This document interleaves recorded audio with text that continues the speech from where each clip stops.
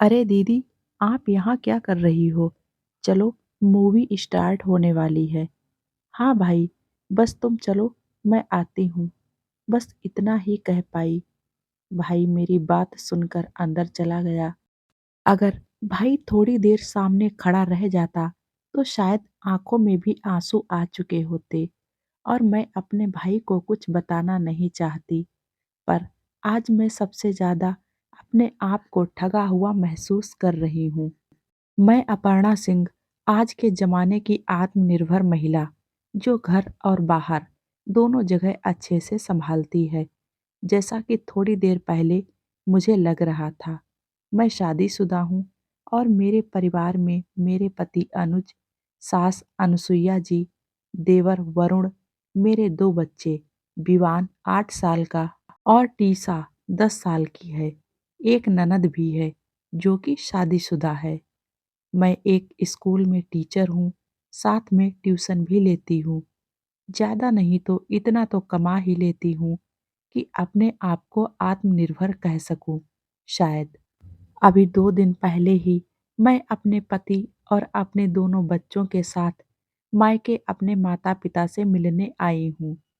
आज भाई ने मूवी का प्रोग्राम बनाया, तो मैं, अनुज, मेरे दोनों बच्चे, भाभी और उनकी बेटी माही, जो कि 4 साल की थी, साथ में पिक्चर देखने के लिए आ गए।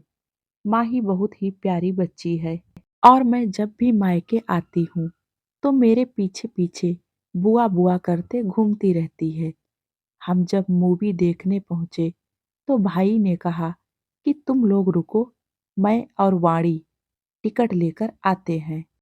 और वो दोनों माही को मेरे पास में ही छोड़ गए। उन दोनों के चले जाने के बाद माही ने पिज्ज़ा खाने की जिद करी।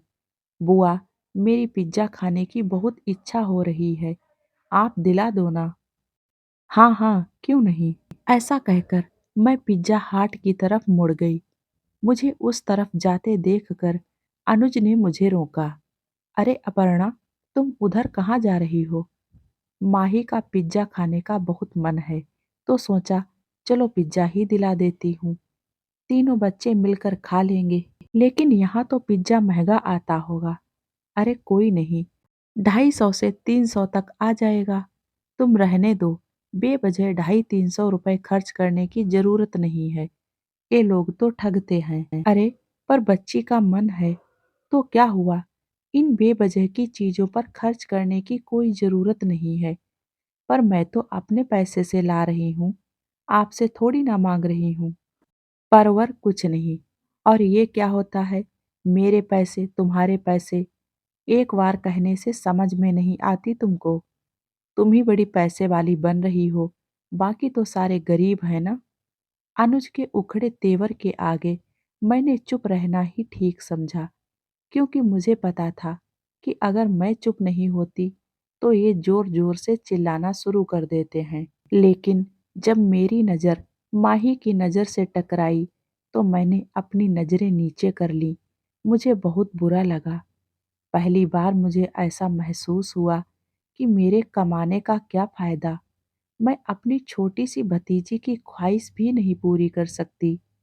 उसके लिए भी मुझे मेरे पति से इजाज़त की ज़रूरत पड़ रही है।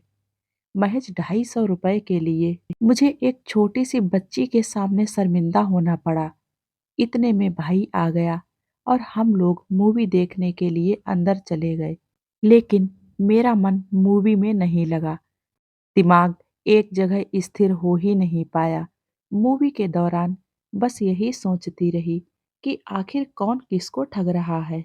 आज जब मेरी भतीजी ने सिर्फ एक पिज्ज़ा मांगा, तो मेरे कमाई में से 250 रुपए भी तुमको भारी पड़ गए। लेकिन जब मेरी ननद की शादी थी और मैंने अपनी सारी सेविंग्स निकाल कर दे दी, तब तो मुझे किसी ने नहीं रोका। वहाँ मुझे किसने ठगा था?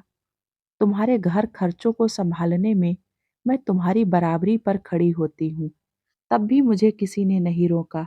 मैं जितना भी कमाती हूँ, उसका एक एक पाई का हिसाब तुम रखते हो। वहाँ पर मुझे कौन ठगता है? मेरी पासबुक, मेरे एटीएम कार्ड, सब कुछ तो तुम्हारे पास है और मैं अपने पर्स में थोड़े से कैश रख के अपने आप को आत्मनिर्भर समझ रही हूँ। सचमुच यकीन नहीं हो रहा कि मुझे ठग कौन रहा है। मैं एक औरत हूँ, इसीलिए मुझे ठगना आसान हो गया।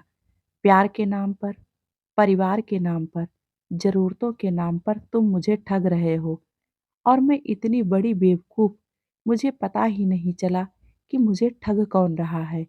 मैं खुशी-खुशी ठगने को तैयार हो जाती हूँ। पूरी मूवी के दौरान मेरे मन में बस यही सवाल चलते रहे। खैर, मूवी खत्म हुई और हम लोग बाहर आ गए। बाहर आने के बाद मेरे बच्चों ने पिज़्ज़ा खाने की जिद करी।